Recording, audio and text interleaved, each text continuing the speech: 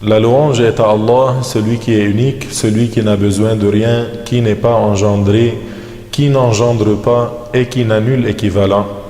Je loue Allah Ta'ala et je l'implore de me guider sur le chemin de droiture. Je recherche son pardon et je me répands à lui. Je recherche la préservation de Allah contre le mal de mon âme et de mes mauvais actes. Le bien guidé est celui que Allah guide et nul ne peut guider celui que Allah égare. Que l'honneur et l'élévation en degrés les plus complets et les plus parfaits soient accordés à notre maître Muhammad sallallahu alayhi wa sallam, le maître des fils de Adam, celui que Allah tabaraka wa ta'ala a envoyé en tant que miséricorde pour les mondes, en tant que guide et annonciateur de bonnes nouvelles et avertisseur d'un châtiment.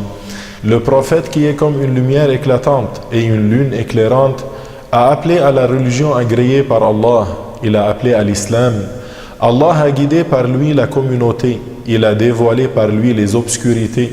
Le prophète a transmis le message. Il s'est acquitté de ce qui lui a été confié. Il a conseillé la communauté. Je témoigne qu'il n'est de Dieu que Allah, lui seul, n'a pas d'associé. Il a envoyé son messager avec l'enseignement de droiture et la religion de la vérité. Et je témoigne que notre maître Muhammad sallallahu alayhi wa sallam est son esclave et son messager. Que Allah l'honore ainsi que tous les messagers qu'il a envoyés. Ô esclaves de Allah, je vous recommande, ainsi qu'à moi-même, de faire preuve de piété à l'égard de Allah al-Aliyyul Qadir, celui qui dit dans son livre honoré, ce qui signifie « celui qui contredit le messager après que lui soit montré la voie de la guidée et suit autre que la voie des croyants, Allah le fera entrer en enfer. » Sourate An-Nisa, ayah numéro 115. Mes frères et sœurs de foi, cette ayah honorée est une preuve que celui qui veut être sauvé doit s'attacher à la voie des croyants, c'est-à-dire à ceux sur quoi sont unanimes les savants des musulmans, et que celui qui s'est détourné de cela, sa rétribution sera l'enfer, et quelle mauvaise finalité.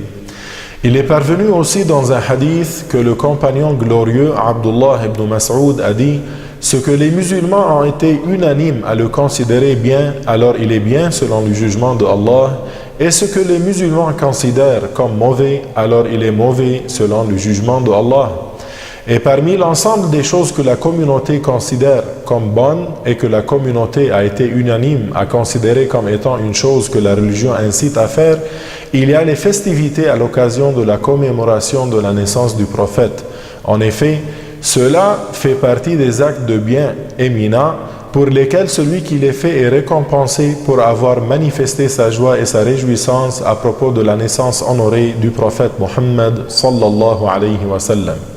Et même si cette célébration ne se faisait pas durant la vie du prophète, elle fait partie des bonnes innovations sur lesquelles les savants de la communauté se sont accordés à dire qu'elle est licite. La première fois que ces festivités ont eu lieu, c'était dans les débuts du 9e siècle de l'Hégire. Cela fut instauré par le savant pieux Al-Muzaffar, gouverneur de Irbil. Il a réuni à cet effet beaucoup de savants de son époque et ils ont alors considéré son acte comme bien et ont fait son éloge et ne l'ont pas du tout blâmé pour son acte. Il en fut de même des savants qui sont venus après eux. Aucun d'entre eux n'a renié l'acte de cette célébration jusqu'à ce qu'apparut dans le siècle passé, il y a 250 ans, un groupe égaré, les Wahhabites. Ils ont renié l'acte du Mawlid d'un fort reniement, c'est-à-dire qu'ils ont renié ce qu'a considéré comme bien la communauté entière pour plusieurs époques successives et ont prétendu, du fait de leur ignorance et leur arrogance au sujet de la religion, qu'il serait une bid'a d'égarement et ont pris à tort comme argument le hadith étant « Kullu bid'atin dalalah », un hadith qu'ils ont considéré hors de son contexte et ont voulu par là duper les gens. Il est à noter que c'est un hadith ayant une forte chaîne de transmission, sauf que sa signification est que ce qui a été innové après le prophète, alors c'est une mauvaise innovation, sauf ce qui est en accord avec la loi de l'islam, car dans ce cas, cela ne sera pas quelque chose de blâmable. Le hadith étant « Kullu bid'atin dalalah » signifie la plupart des innovations sont des innovations d'égarement. Dans ce récit prophétique, le terme « kul » signifie la plupart et non pas la généralité sans exception. En effet, il est rapporté dans un hadith ayant une forte chaîne de transmission et cité dans Sahih Muslim et autres, que le messager de Allah a dit ce qui signifie: celui qui innove dans l'islam une bonne innovation, il en aura la récompense et la récompense de celui qui la pratiquera après lui, sans que rien ne soit diminué de leur récompense. Pour cela, l'imam al-Shafi'i, que Allah l'agrée, a dit: la bid'a, l'innovation dans la religion, est de deux sortes, une bonne et une blâmable. Celle qui est en accord avec la sunna est bien, et celle qui la contredit est blâmable. Ceci a été rapporté de lui par l'imam al-Bayhaqi et d'autres. Alors, il nous paraît maintenant évident que la commémoration de la naissance du prophète Mohammed est un acte permis qui ne contredit pas la sunna, et que cette innovation se classe parmi les bonnes innovations, car les célébrations du Mawlid sont des réunions des musulmans pour la récitation du Coran, de l'évocation de Ar-Rahman et de l'éloge de Muhammad, le maître des créatures, sallallahu alayhi wa sallam. Ensuite, comment les wahhabites disent-ils que ce serait une bid'a d'égarement et osent avoir le culot de dire cela? N'ont-ils pas entendu sa parole Ta'ala dans Surat Al-Muzzammil, ayah numéro 20, ce qui signifie réciter ne serait-ce qu'un peu de Coran, et sa parole Azza wa Jal dans Surat Al-Ahzab, ayah numéro 41, ce qui signifie ô vous qui avez cru, évoquez beaucoup Allah. N'est-ce pas qu'il est cité l'éloge du prophète dans le Coran honoré? En effet, dans Surat Al-Qalam, le verset numéro 4, Allah dit de son bien-aimé ce qui signifie « Et certes, tu as les caractères éminents ». Et il dit subhanahu wa ta'ala dans Surat Al-Anbiya, verset numéro 107, ce qui signifie « Et nous ne t'avons envoyé que comme miséricorde pour les mondes ». De plus, n'est-il pas parvenu dans la sunna pure aussi, ce qui indique la permission de faire l'éloge du prophète, que ce soit en assemblée ou en étant seul, avec le douf ou sans douf, dans une mosquée ou en dehors d'une mosquée?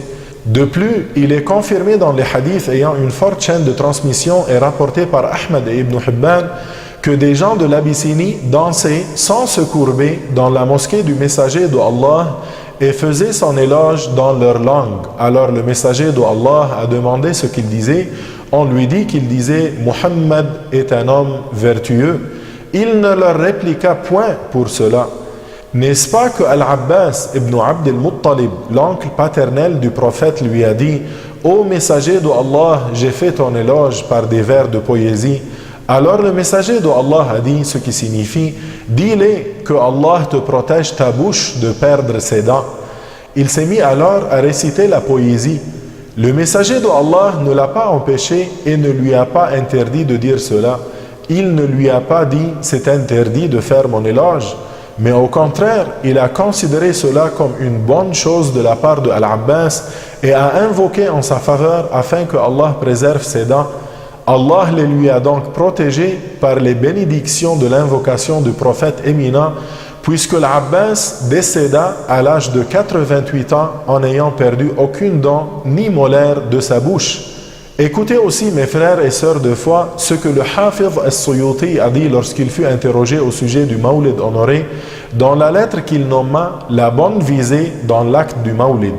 Il a dit, ça veut dire le Suyuti a dit, la base même de l'acte du Mawlid, qui est la réunion des gens à la récitation, ne serait-ce qu'un peu du Coran et la citation des nouvelles rapportées dans les débuts de l'histoire du prophète et de ce qui s'est produit comme signe éclatant lors de sa naissance, ensuite de leur présenter un peu de nourriture qu'ils mangeront et repartiront, et sans rajouter à cela, fait partie des bonnes bid'a pour lesquelles celui qui les accomplit sera récompensé, et ce, en raison de ce que cela comporte comme glorification du degré du prophète et de manifestation de joie et réjouissance suite à sa naissance honorée, sallallahu alayhi wa sallam. Fin de la citation de As-Suyuti. Alors, chers frères et sœurs de foi, ne soyez donc pas intimidés par les paroles de ceux qui renient le Mawlid, ceux qui sont privés de la grâce d'aimer notre prophète sallallahu alayhi wa sallam. Ne soyez pas intimidés par les paroles de ceux qui prétendent que mes grands-parents ainsi que vos grands-parents, que mes ancêtres et les ancêtres de tous les musulmans sur la terre entière étaient sur l'égarement dans leur célébration du Mawlid honoré jusqu'à ce que eux soient venus et ont su la vérité. Ces gens-là, les wahhabites, sont ignorants au sujet du Créateur, privés d'avoir de l'amour pour le prophète honoré, Alors ne soyez donc pas dupés par leurs simulacres de preuves et d'arguments et ne prêtez aucune considération à leur blâme des festivités du Mawlid. Alors fêtez le Mawlid honoré, chers frères et sœurs. Fêtez le Mawlid honoré et récitez le Coran. Lisez ce qui s'est produit lors de sa naissance et ce qui est apparu comme signe éminent. Faites son éloge, sallallahu alayhi wa sallam, avec une bonne intention. Glorifiez son haut rang et ne prêtez aucune attention à ceux qui blâment ou renient cela. Nos souhaits les plus sincères en cette joyeuse occasion de Mawlid à tous nos chers frères et sœurs festifs tout autour du monde. Je finis en demandant à Allah Ta'ala qu'il nous pardonne, qu'il nous accorde sa miséricorde et ses bénédictions et qu'il nous donne la bonne santé et la tranquillité de l'âme. Kullu amin wa antum bi khayr, et à très bientôt.